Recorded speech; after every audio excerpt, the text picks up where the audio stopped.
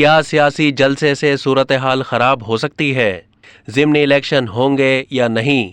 جشن آزادی کے موقع پر 14 اگست کو اسلام آباد میں سیاسی جلسہ کرنے کا فیصلہ کیا ہے، جس میں حکومت کے خلاف اہم اقدامات کا اعلان ہو سکتا ہے۔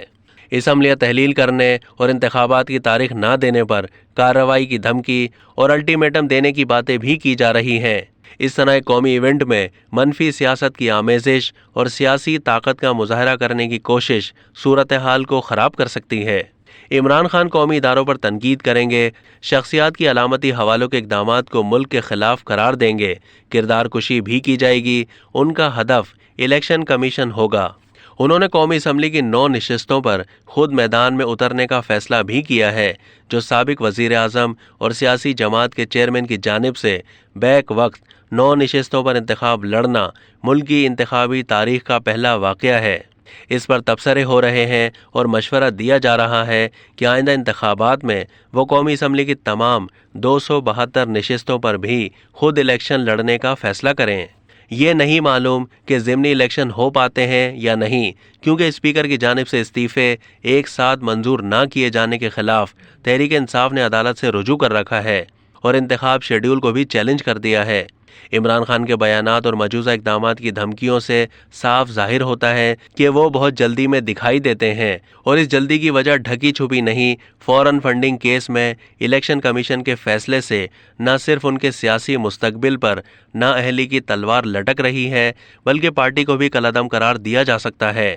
ایک سے زیادہ وفاقی تحقیقاتی اداروں نے عمران خان کے غلط حلفی بیان اور فوراً فنڈنگ تحقیقات کے لیے ٹیمیں مقرر کر دی ہیں، جنہوں نے کارروائی کا آغاز بھی کر دیا ہے، جس کے نتائج کا اندازہ اس کی رپورٹوں سے ہوگا۔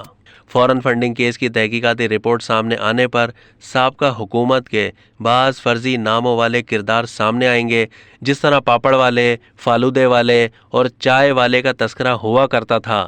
اب اسی طرح مبینہ طور پر بنی گالا کے ملازمین فرنٹ مین کے طور پر سامنے آئیں گے۔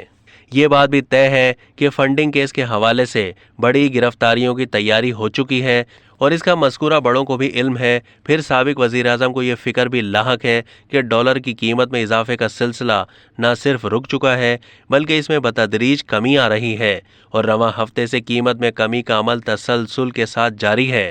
پیٹرول اور سونے کی قیمتیں اب تیزی سے نیچے آ رہی ہیں، روس سے سستی گندم خریدنے پر بھی پیش رفت ہو رہی ہے، اور ممکن ہے کہ بعد تیل کی خریداری پر بھی پہنچ جائے۔ IMF کی جانب سے قرضوں کی فراہمی کے ضمن میں مثبت اشارے سامنے آ رہے ہیں، اور حکومت خاصی پراعتماد دکھائی دیتی ہے کہ IMF رواں مہینے $7 ارب فراہمی کا پروگرام بحال کرے گا۔ اب تک کے لیے اتنا ہی۔ مزید معلومات کے لیے ڈیلی جنگ کے YouTube چینل کو سبسکرائب کیجیے۔